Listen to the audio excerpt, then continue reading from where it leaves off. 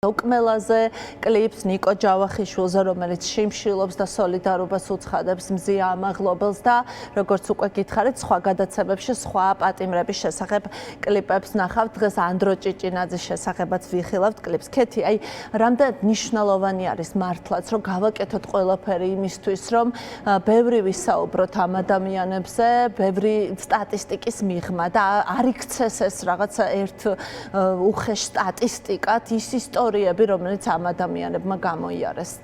ზუსტად მაგიტომ დავიწყე ეს ყველაფერი, აი დილას უკვე 78 და ცოტა მეტი დღეა არჩევნების შემდეგ სიზმრიდან რო გამოგაგდებენ წიხლით, აი ესე ვიღვიძებ და პირველი რასაც ვაკეთებ, ვინ დაიჭირეს, მიუხედავად იმისა, რომ ყოველ საღამოს რუსთაველზე ვინ დაიჭირეს, რა მოხდა და უცებ რო კითხულობ და აცხადებენ, რომ აი 53 პატიმარი ყავს და რო წარმოიდგენ, რომ ეს 53 პატიმარი ჩემს ნაცვლად, ჩემს ნაცვლად, ქეთის ნაცვლად ზის და უბრალოდ 53 პატიმარია და აი გადავირი ეკინა, ხომ მივხვდი, რომ რამე რო არ გამეკეთებინა, გავგიჟდებოდი და შევვარდი დაიტოვეში და დავტოვე სტატუსი, მეთქი აი ესე ვაპირებ ერთწუთიან პროფაილებს და არ იქა ვინმე გამომეხმაურა და ნინიშა ჩლაიძემ აი ესე დამიჭირა და მითხრა რომ აგერა ვარ და დავიწყოთ და მე ნუ ქეთის დაურეკე, დიანას დაურეკე, ჩემ მეგობარს ზობენიას, რუსიკო კურჩიანს და შევიკარით მე ანიჩკას დაურეკე და მე დაიწყო ყველაზე საინტერესო პროცესი ურთიერთობა, ნუ ნანუკა შორშოლიანმა და ნინო დარასელმა სიები გადმოგვდეს და დაიწყო ურთიერთობა ამ ოჯახთან. რაც იყო ყველაზე საინტერესო. ჩვენ ვერ ვნახეთ, აი ქეთი დამემოწმება. ვერც ერთი გატეხილი ოჯახი. შემდეგ ჩვენ ამ კლიპების ჩვენება ქონდა ამარკორტში და იქ მოვიდა ტერიშვილების დედა, რომელთანაც აი რაღაცა ისე მინდოდა დავხვედროდი, რაღაცნაირად, აი თან პომპეზროთან მინდოდა ჩავხვდებოდი. ეს იყო პატარა, უსაყვარლესი გაუტეხელი ქალი. აი ესეთი საყვარელი ადამიანი მოვიდა, ერთი შვილი 92-ში დაუხრდეს, მეორე შვილი ციხეში ზის, როდის გამოვა, იმედია ძალიან მალე დასრულდება ეს ყველაფერი და ეს ქალი იყო აბსოლუტურად გაუტეხელი. სრულიად გაუტეხელია გიორგი ახობაძის მეუღლე, რომელიც აქციაზე ადამიანებს ეხმარება როგორც ფსიქოლოგი, ვისაც აი რაღაცა ამ ძველი ტრავმები აქვს. ძალიან ბევრი ადამიანი აქციაზე ვინც არის, ხოლო შორს ახსენდება ეს მოწამვლის ის და შფოთვა აქვს და პანიკური შეტევები. აი სესილი მაგას აკეთებს. ეს იყო აი ყველაზე კარგი გამოცდილება, კარგი იმ მხრივ, რომ ეს ბიჭები როცა გამოვლენ, მე კიდევ ერთხელ მინდა ყველა მათგანის მშობელს მადლობა გადავუხადო და შეყვარებულს, იმიტომ რომ ნიკო ჯავახიშვილის შეყვარებული ძალიან აქტიურობდა. მარიამ ტერიშვილმა რამდენჯერმე მომწერა მამას, ეს ფოტო ხომ არ გირჩევნიათ, ის ფოტო ხომ არ გირჩევნიათ და აი ეს ყველგან ყვები და მინდა მოვყვერო ორი ესეთი ქართული ოცნების ორი გულმოხურვალე თაყვანისმცემელი გამოეხმაურა პირადად მე ვისაც ვიცნობ ამას და ღმერთო რა უსამართლობაა ამ ბავშვების ციხეში ჯდომაო და აი ცოტა ხვდები რომ რაღაცა მაინც გააკეთე ამ ადამიანებისთვის და ამ ქვეყნისთვის და კიდე ერთი მიზეზი რატომაც ჩვენ ყველანი ვართ ადამიანები და ვიღლებით გვაქვს დეპრესია და ყველაფერი და ნუ ყოველ საღამოს რა თქმა უნდა გვინდა რომ რუსთაველი გადაიკეტოს, გვინდა რომ პროტესტი გაგრძელდეს, მაგრამ აი ძალიან სიცივეში გინდა რომ ორი წამიჯდეს სახლში და მინდა რომ ეს როცა ამოვარდება ეს კლიპი ადამიანმა ვერ შეძლოს სახლში გაჩერება, იმიტომ რომ ის იქ უარეს პირობებში და მის გამო გავიდეს ქუჩაში. ნამდვილად მადლობა მართლაც ამ შესაძლებლობისთვის და ქეთი ჭელიძეც იმყოფება ჩვენთან ფსიქოლოგი, რომელთანაც ახლა გადავალ, მაგრამ სანამ გადავალ ქეთისთან, მინდა კიდევ ერთი პროფაილი ვნახოთ, თუ არის შესაძლებელი ნიკო ჯავახიშვილის, რომელიც შიმშილობს, მზია ამაღლობელს უცხადებს სოლიდარობას, არაჩვეულებრივი ახალგაზრდა მეათე დღე არის ნიკო შიმშილობს. ნახოთ კლიპი მის შესახებ. ნიკოლოზ ჯავახიშვილი 20 წლის მუსიკოსი 2024 წლის 5 დეკემბერს სახლიდან წაიყვანეს და ბრალს ჯგუფურ ძალადობაში დებენ. გარეთ შეყვარებული და ოჯახის წევრები ელოდებიან. მეგობრები ჯავახას ეძახიან. შეყვარებული წერტილს, რადგან ამბობს, რომ მისთვის სამყარო ნიკათი იწყება და მთავრდება. ჟურნალისტ მზია ამაღლობელის შიმშილობის ამბავი ციხეში გაიგო და სოლიდარობის ნიშნად თვითონაც შიმშილობდა, სანამ მისი ჯანმრთელობის მდგომარეობა საგანგაშო არ გახდა. ამბობენ, რაც არ გვკლავს, ის გვაძლიერებსო. მართლაც ასეა. ჩვენ აქ არ ვკვდებით, პირიქით ვძლიერდებით. მადლობა ყველას, მიყვარხართ. გაუმარჯოს ევროპულ, თავისუფალ, დამოუკიდებელ საქართველოს. თავისუფლება რეჟიმის ტყვეებს. აქვე ვიტყვი, რომ ნიკოლოზ ჯავახიშვილმა განაახლა შიმშილობა, ეს არის ძალიან მნიშვნელოვანი, მან განაახლა და ეს მე-10 დღე არის უკვე შიმშილობს. მე ქეთის მინდა ვკითხო, რა გავლენის მოხდენა შეუძლია ამგვარ ინიციატივებს საზოგადოებაზე, პოლიტიკურ პროცესებზე, აი პრინციპში, რაზეც პრაქტიკულად შეეხო ქეთით საუბრობდა, რამდენი ტონის მიმცემი და გავლენის მიმცემი შეიძლება იყოს ასეთი ადამიანური ისტორიები. ძალიან დიდი მადლობა ამ ეთერისთვის. ვიკა, რა თქმა უნდა, მორალური სიმტკიცის მაგალითს გვაძლევენ ეს ხალხი და გვამხნევებენ ჩვენ. და ჩვენ აუცილებლად მათ მიმართ სოლიდარულები უნდა ვიყოთ. მე ძალიან მომწონს, რომ საზოგადოება უფრო პასუხისმგებლიანი გახდა ბოლო ხანს. არავინ არ ამბობს, რომ აი დავიღალე, მეტი აღარ ვივლი აქციებზე, ან აზრი არ აქვს. საერთოდ არც ისმევა საკითხი, რომ მოვიგებ თუ წავაგებ. უბრალოდ თვლიან თავის პასუხისგებლობას, რომ იარონ იქ, ჯერ ერთი იმიტომ, რომ არსებობენ პატიმრები და უბრალოდ ვერ მიატოვებს პატიმარს ადამიანი და მეორე იმისათვის, რომ საზოგადოება არ გადავარდეს რაღაცა 37 წლების რეალობაში და თანდათან ხედავთ, რომ ეს რეალობა თანდათან გვიახლოვდება. სასწაულები ხდება ხომ? იმ მწერალთა კავშირში მწერალის ცემეს, ბურჭულაძე არ შეუშვეს ოპერაში და დააჯარიმეს ოპერის წინ სიმღერისთვის ფაქტიურად. რაღაცა ენთა უწერელ გარემოებებში აღმოჩნდით ჩვენ, რომელსაც აი თითქოს წარმოუდგენელი იყო, რომ ამ რეალობაში დაბრუნდებოდით და მე მინდა ვთქვა, რომ თითოეული ჩვენთაგანის პასუხისგებლობა არის დღეს, რომ ეს პროტესტი გაგრძელდეს და ჩვენ მივაღწიოთ მიზანს ჩვენი თანამიმდევრულობით და ერთიანობით და ამ ერთიანობისათვის ძალიან მნიშვნელოვანია ამ ბავშვების გაუტეხელობა და ვაჟკაცობა. და ძალიან სამარცხვინო საქციელი იყო ის ვიღაცა ადვოკატის შეგზავნა და რაღაცა ბინძური გარიგებების შეთავაზება ერთმანეთის ხარჯზე ამ ბავშვებისთვის და ძალიან აღტოვანებული ვარ, რომ ამ მშობლებმა და ბავშვებმა გაუძლეს ამ გამოწვევას. მე ვთვლი, რომ ეხლანდელი თაობას გადის წრთობას და ეს თაობა იმდენად ბრძოლით ექნებათ ეს თავისუფლება მიღებული და იმდენად მნიშვნელოვანი შენატანი ექნებათ ამ თავისუფლების ბრძოლაში, რომ ძალიან გაუფრთხილდებიან მას მომავალში და ძალიან კარგ ქვეყანასაც შეძლებენ ააშენონ. ეხლა რომ ვთქვათ, ვინ ვის უპირისპირდება, ხომ? აი ჩვენ რო გქონდათ, მეც მაინტერესებდა ვინ არიან ეს ბავშვები. აი თუნდაც საუკეთესო სტუდენტი, კომაროველი, 100%-იანი გრანტით, ლაურეატი, ამ გამომგონებელი, პიანისტი და მეორე მხარეს განან რაღაცა ტიტუშკები, რომლებიც არიან ვიღაცა უსაქმური ხალხი, ჯიბგირი, რომელიც დაიხმარეს, რომ რაღაცა ბინძური საქმეები აკეთებინონ. როგორ შეიძლება ამ ტიტუშკებმა გაიმარჯვონ ამ დაპირისპირებაში, მე ვერ წარმომიდგენია უბრალოდ და ჩვენ ეს დაუშვათ. როგორ შეიძლება რომ ჩვენ ეს დაუშვათ?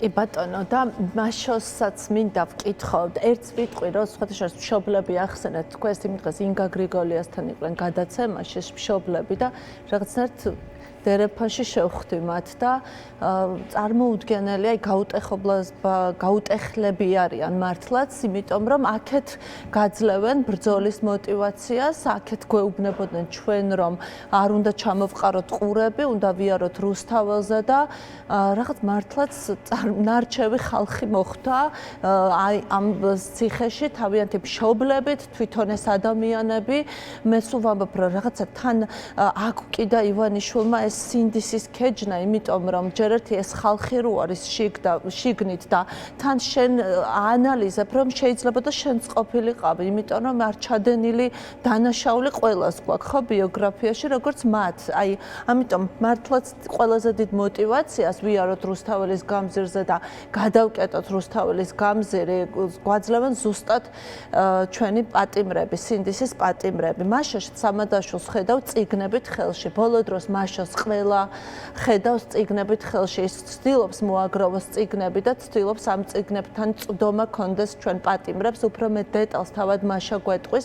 ეს ეთერი შეგვიძლია გამოვიყენოთ იმისთვის, რომ გვიყურებს ახლა მაყურებელი, გვიყურებენ თავად ვიცი ზუსტად პატიმრები, იმიტომ რომ ისეთი პერიოდია, რომ მშობლებისგან გებულობ, რომ ხშირად უყურებენ ამ დროს გადაცემას. ამიტომ მოდი გამოვიყენოთ ეს ეთერი, რომ გავაჟღეროთ კიდევ ერთხელ ეს ძალიან მნიშვნელოვანი ინიციატივა. მაშა, აი როგორ ხდება ამ წიგნების შეგროვება, მიწოდება პატიმრებთან რა ბარიერებს აწყდები ამ პროცესში და როგორც ვიცი, ერთი წიგნიც არ გიყიდიან.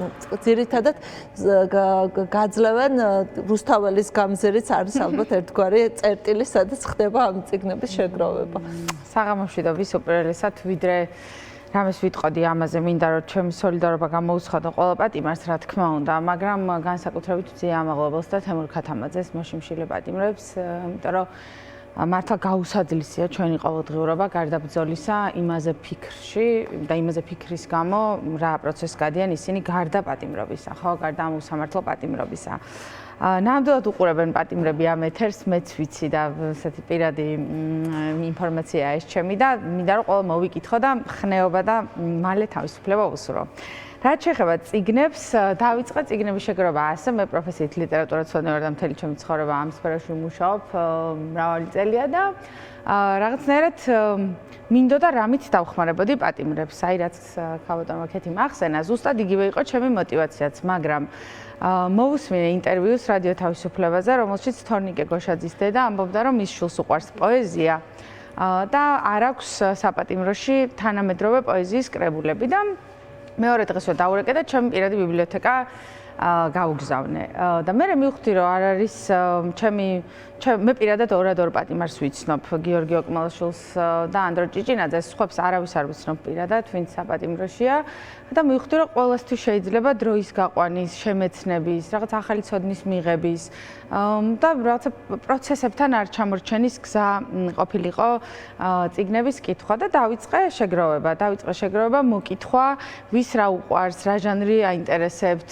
რომელი მწერლები თან უკავშირდები ოჯახის წევრებს? მე მივწერე პატიმრებსაც, პატიმრების პირველი თვეები რთულია ძალიან, ყველა მიცის ეს და ამიტომ საკმაოდ უხერხულია ასეთი კითხვებით პატიმრების შეწუხება, ამიტომ ნაწილ პატიმრებს მივწერე, ზოგიერთ ოჯახის წევრებს ვიცნობდი, ზოგი ვიპოვე და დავიწყე გაგზავნა. ყველაზე მეტად მინდა რომ გაფართოვდეს ეს სია და ძალიან დიდი სურვილი მაქვს რომ თუ ვინმე უყურებს ან პატიმრების ოჯახის წევრები ან ადვოკატები, მეგობრები, ნებისმიერი ადამიანი შეუძლიათ რომ მომართონ, იმიტომ რომ მე ამ ორ კვირა ნახევარში ძალიან ბევრი წიგნი შევაგროვე, ძალიან დიდი ბიბლიოთეკა მაქვს, რომელსაც დრო და დრო ვაგზავნი ან ადვოკატებთან, ან ოჯახის წევრებთან, ან საპატიმროში მიმაქ გლდანის ციხეშიც ვიყავი ამას წინათ და კიდევ შემდეგ კვირასაც მივდივარ. აქვე მინდა უთხრა მადლობა ჩემ ძვირფას მეგობარს და ამ ქვეყნის ერთ-ერთ საუკეთესო მოქალაქეს კახა გინწურაშვილს, რომელიც ამ საქმეში არის ჩემი მეგობარიც, თანამოაზრეც და როგორც ვეხმარები ხოლმე ჩემი მძღოლიც.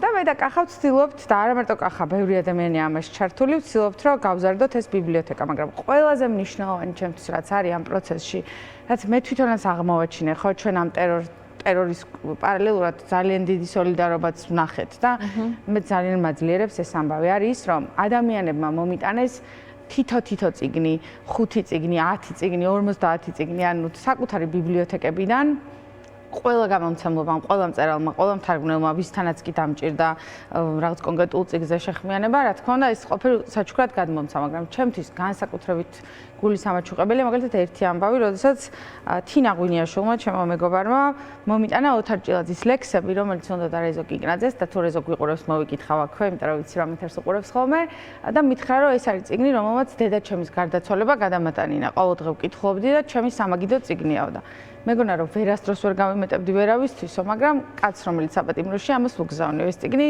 ხოლმე მაქვს რეზოს დედასთან. აი ასეთ აქტებს ვაწყდები სოლიდარობის, რაც ჩემთვის საერთოდ წიგნიერება მგონია რომ და განათლების მიღება და რაღაცა ამ პროცესის არ შეწყვეტა არის მომავლის ხედვისთვის ძალიან მნიშვნელოვანი. აი ძალიან. მაგალითად აქ არის არჩილ ქიქოძის ხვლიკის საფლავის ქვაზე ასეთი წიგნი, რომელიც ანდრო ჭიჭინაძის ქართულის მასწავლებელმა მომიტანა. და შემდეგ კვირას ანდროს უნდა გაუგზავნო.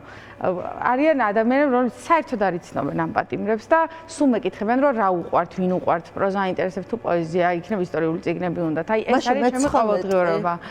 რომ შევიტანო ჩემი პატარა წვლილი ამ ამბავში. მეცაც გეტყვით, სარეზერვაციებიც არსებობს. აი ყველა, ვინც აქ არ არის მთხოვენ, რომ ფულს ჩაგირიცხავთ და უყიდეთ ჩვენგან. მე ვხსნი, რომ საყიდელი არაფერი არ არის, იმიტომ რომ ეს სფერო თავისთავად ყოველთვის იდგა რაღაცნაირად ანდერგრაუნდში თუ ავანგარდში ამ პროცესების ხო მწერლობა და ლიტერატურა მართალია კიდევ გაგულა ხესპერალცახში მეც ვიყავი იმ ეპიზოდის მონაწილე რომელიც თქვენ ახსენეთ და ძალიან საწყენი იყო მაგრამ დიდი ნაწილი ამ საზოგადოების ამ სალიტერატურო საზოგადოების არის რა თქმა უნდა პატიმრების გვერდით და მე მგონია რომ არ ვიცი მე ვიცნობდი ორადორ პატიმარს რომელიც ციხიდან გამოვიდა და ორივე წიგნი დაწერა ერთი მეორეზე უკეთესი და მგონია რომ შემეცნებისთვისაც და რაღაცა სიცოცხლის უნარიანობისთვისაც მნიშვნელოვანია რომ რაღაცა აი ამ ორ ყუას შორის მთელი სამყაროებია ყველა წიგში და მინდა რომ ცოტა დრო მაინც გაატარონ კი ბატონო. მოდით ახლა ვნახოთ კიდევ ანდრო ჭიჭინაძის და ოკმელას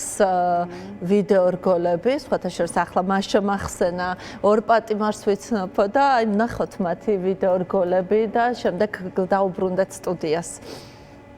ანდრო ჭიჭინაძე 28 წლის, მსახიობი. 2024 წლის 5 დეკემბერს საკუთარ სახლში დააკავეს. ბრალად ჯგუფური ძალადობა ეტება. გარეთ დედა, მამა, შვილი და მაყურებელი ელოდება. კიდევ მეგობრები, რომლებმაც ანდროს გამოსცენა ქუჩაში გამოიტანეს და მთელ საქართველოში აპირებენ სიარულს, რომ ქვეყანამ შეიტყოს უსამართლო სასამართლოს ამბავი. ანდროს დანაშაულის აღიარების სანაცვლოდ სასჯელის შემსუბუქებას თავაზობდნენ, თუმცა უდანაშაულო მსახიობმა დანაშაული ვერ აღიარა. ანდრო მიცის, რომ უამრავი ხალხი ქვეყნის გადარჩენისთვის და სამართლიანობისთვის იბრძვის. ისიც იცის, რომ ამ ბრძოლაში სინათლე გაიმარჯვებს და ისიც, რომ მალე აუცილებლად შევხვდებით თეატრში. თავისუფლება რეჟიმის ტყვეებს. გიორგი ოკმელაშვილი, 42 წლის, რეჟისორი, სარეკლამო სააგენტოს დამფუძნებელი. დააკავეს 2024 წლის 15 მაისს. ბრალად პოლიციელზე ძალადობა ეტება. სახლში ელოდება მეუღლე და 4 წლის შვილი, რომელსაც თვითმფრინავის ყოველი დანახვისას ჰგონია, რომ მამა ბრუნდება.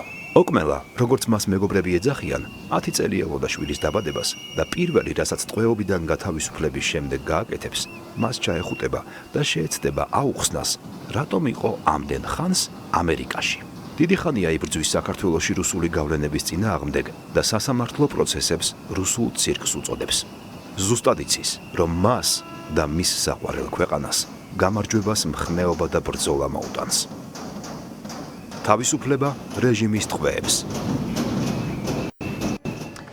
კეთი, მე მინდა გკითხოთ, გაქვთ თუ არა რაღაცა ტიპის კომუნიკაცია საერთაშორისო, არ ვიცი, ორგანიზაციებთან, რათა ეს ისტორიები რაღაც გახდეს ცნობილი უფრო ფართო საზოგადოებისთვის.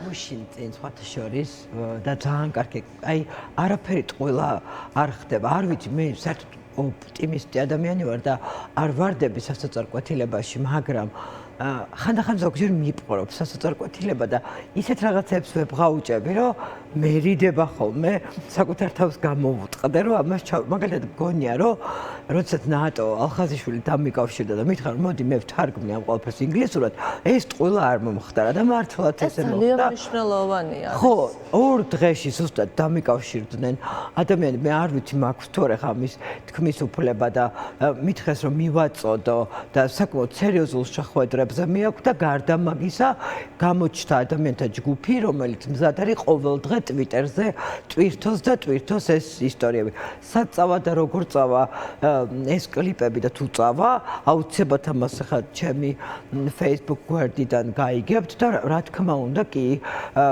ტიტრების დადებასაც დღეს ეგრევე როგორც კი გაიგო ეს ყველაფერი ანიჩკა ჯობავამ ეს ახალი ამბავია. ეს ახალი წუხანდელი კი დაამირეკა რომ მე გავტიტრავო, იმიტომ რომ ტექსტი გვაქვს და პრინციპში ახლა ტიტრის დადების საშუალებაც არის და აბსოლუტურად უცხო ადამიანი ქალბატონი ვერა გამომეხმაურა და მითხრა რა შემიძლია გავაკეთო.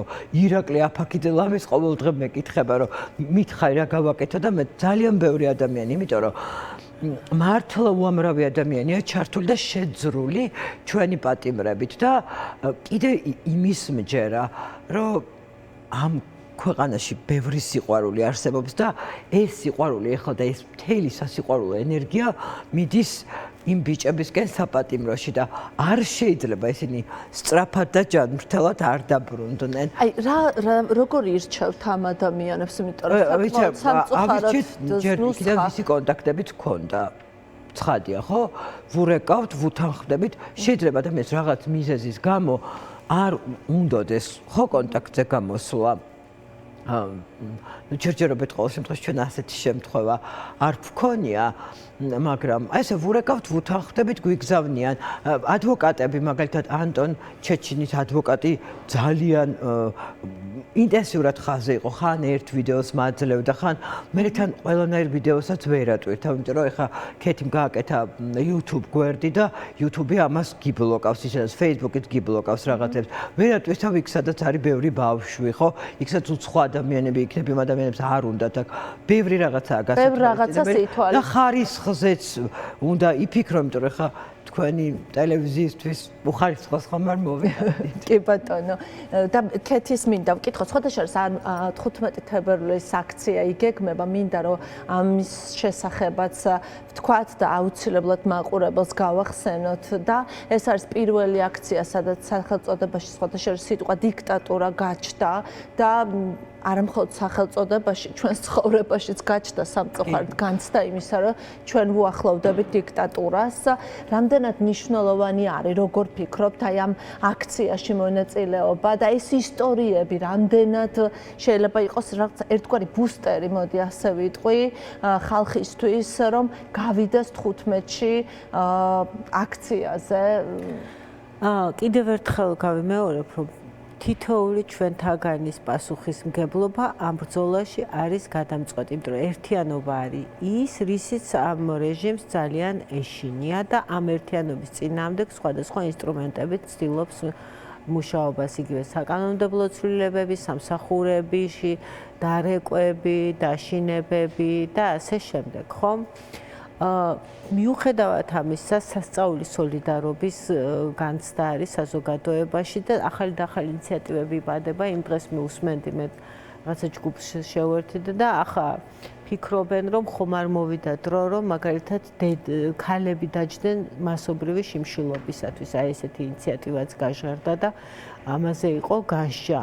ანუ რაღაცა ყველა ითხოვს სხვა ახალი ფორმების გამონახვას პროტესტისათვის და რაც უფრო მეტი ადამიანი გამოვა პროტესტზე, მით უფრო მეტი რეაგირება იქნება დასავლეთიდანაც.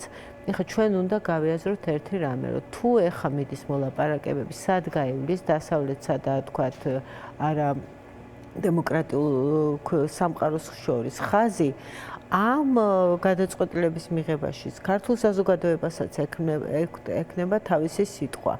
თუ დაინახავს და ამანახებს სოფლიოს, რომ აქ ამ რეჟიმს არ მიიღებს საზოგადოება და არ იქნება სამართალი, არ იქნება მშვიდობა, რა თქმა უნდა, ეს იქნება ძალიან ძლიერი არგუმენტი. ამიტომ ეს დღეს არის ჩვენ ხელთ, იმიტომ რომ სხვა შემთხვევაში ჩვენ შვილებს მაშინ მოუწევთ ისეთი ბრძოლა, როგორიც ახლა უწევთ ირანში თავისუფალი სიტყვისკენ. სიტყვისთვის და იქ უკვე ეს ბრძოლა გადის სიცოცხლის და სიცოცხლის რისკის და დამახინჯების და რა ვიცი სიხის რისკის ქვეშ. ჯერ კიდევ ჩვენ გვაქვს ბრძოლის საშუალება და ეს ბრძოლის საშუალება უნდა გამოვიყენოთ.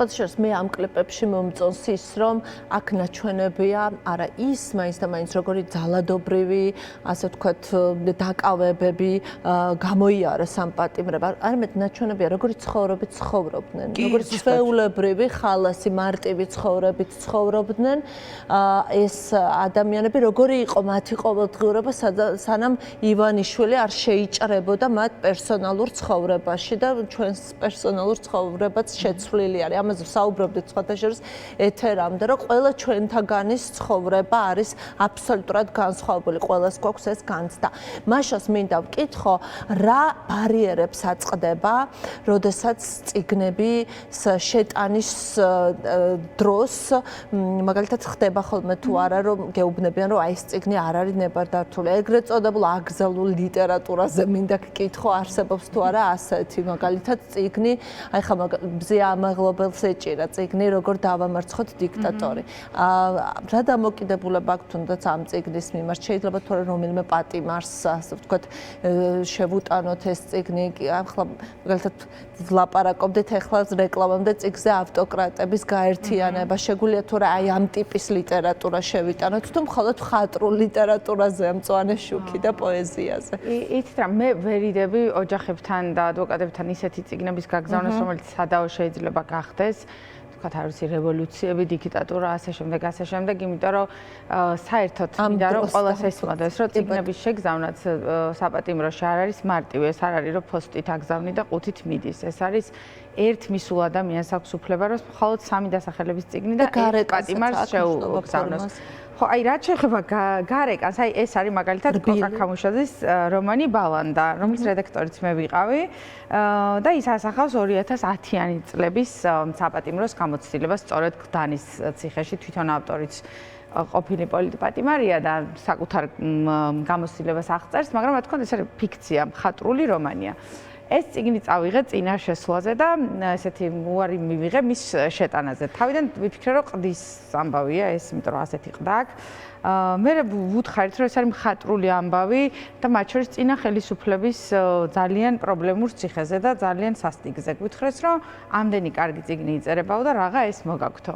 და ბალანდა თვითონ ეს სახელწოდება იყო. სახელწოდება სავარაუდოდ ასევე პრობლემურია, იმიტომ რომ ბალანდა მოგეხსენება ციხის საკვების თქო არა ლიტერატურული სახელია, მაგრამ ჩემთვის უცნაური იყო რომ ასევე არ შემატანინეს, ნუ გასაგებია ბალანდას და ზოგადად პრობლემა რა თქმა უნდა აკრძალული ლიტერატურა, მაგრამ ჩემს უფრო გასაკვირი იყო, როდესაც არ შემატანინეს წერალთა სახლის გამოცემა რეპრესირებული მწერლების შესახებ, რომლის ყდაზეც არის ფოტო, ეს ცნობილი ფოტო, რომელზედაც ამოჩხაპნილი არიან რეპრესირებული მწერლები და როდესაც ვიკითხე რომ ამას რატო ანუ ბალანდა გაიგავი ამას რატო რომ მითხეს რომ დასურათებული წიგნების შეტანაც არ შეიძლება ნუ სურათებიანი წიგნი იყო რაც ნუ იქამდე გაგონილი მქონდა რომ თქვა რუკების შეტანა არ შეიძლება სქემების და ასე შემდეგ მაგრამ იქ მართლა ფოტოებია მხოლოდ ეს არის მწერლების და ეს არის რუსული რეპრესიების მსხვერპლი მწერლების და პოეტების შესახებ კრებული ძალიან ეს წყვები ახლა ხო რა თქმა უნდა ეს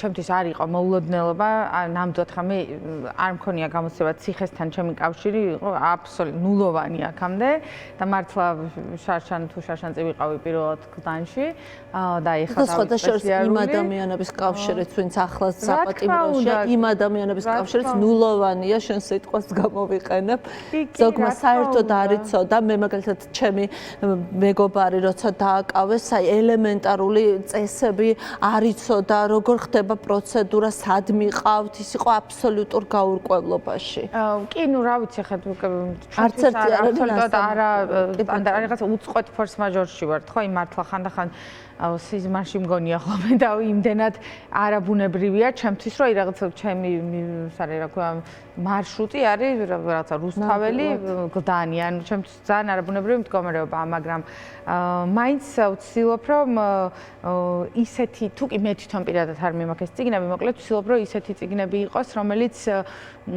ნაკლებად გაპრობლემდება, იმიტომ რომ ისედაც პრობლემაა ამ წიგნების შეტანა, ხო? ანუ რაოდენობრივად პრობლემაა და ზოგადად გამოიკვეთა ასეთი სამწუხაროდ მე ვაგროვებ პატიმრების წერილებს ასევე, იმიტომ რომ მე თვითონ ბევრ წერილს ვიღებ პირადად და სხვების წერილებსაც ვაგროვებ, რაც საჯაროვდება, იმიტომ რომ მგონია რომ ყველაზე მნიშვნელოვანი დოკუმენტური პროზა, რომელიც ამ დროში იწერება და მომდევნო 10-20 წელი აქტუალური იქნება, არის სწორედ ის სიტყვები, რომლებსაც პატიმრები გვეუბნებიან და უკრაინაში რუსეთის შეჭრის დროს მქონდა ასეთ შეგრძნება და ძალიან ბევრი ხელოვანისგან მომისმენია, რომ იმაზე უფრო მნიშვნელოვანს, იმაზე უფრო ბასრს და იმაზე უფრო მართალს ვერც ერთი მწერალი და პოეტი ახლა ვერ დაწერს და მაგიტომაც ვერ წერენ წიგნებს ჩვენ გარშემო, ვიდრე ეს პატიმრები თვითონ არიან. ამიტომ მგონია, რომ ამ პროცესსაც წიგნების შეგზავნა და ციხის ბიბლიოთეკა, როგორც მე ამ პროექტს მოფერებით ვეძახი, რაღაცა შერქმეული მაქვს, ამ პროცესს ხელს შეუწყობს და რა ვიცი, იმედი მაქვს, რომ მუდმივად იქნება შესაძლებელი, იმიტომ რომ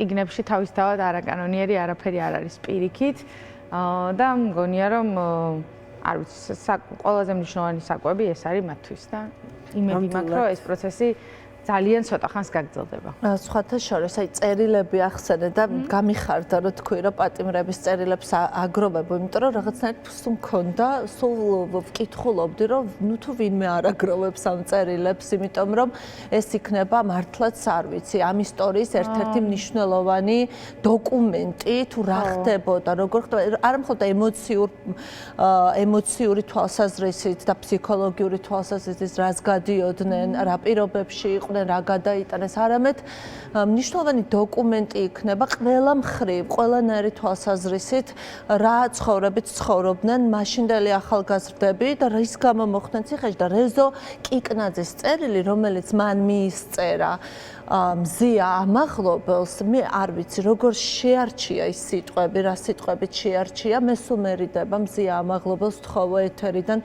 შეწყვიტოს შიმშილობა, თუმცა ვერც ვმალავ, რომ ეს არის, რა თქმა უნდა, ჩემი სურვილი, იმიტომ რომ მინდა ჯამრთელი იყოს და მე მგონია, რომ მზია ამაღლობელი გვჭირდება ჯამრთელი და მზია ამაღლობელი არის საშიში ზუსტად მხნე და ის გვჭირდება ჩვენ აქციაზე, მაგრამ ვერასდროს ვერ ვაძლევ თავს უფლებას მოვუწოდო, რომ შეწყვიტოს შიმშილობა, იმიტომ რომ მოშიმშილე ადამიანებმა მითხრეს თავად, რომ ეს არ არის მაინც და მაინც არ ვიცი სწორი ფორმა მოშიმშილე ადამიანთან ურთიერთობის, ამიტომ მართალი რომ გითხრა, არც ვიცი, ეხლა ვსწავლობ, ეს იმდენად ახალი არის ჩვენთვის ყველასთვის, რომ ჩვენ ეხლა ვსწავლობთ, ხო, ეთერიდან როგორ უნდა ვესაუბროთ ჟურნალისტ ქალს, რომელიც შიმშილობს. არ ქონია აქამდე ეს გამოცდილება და მე მგონი რეზო კიკნაძემ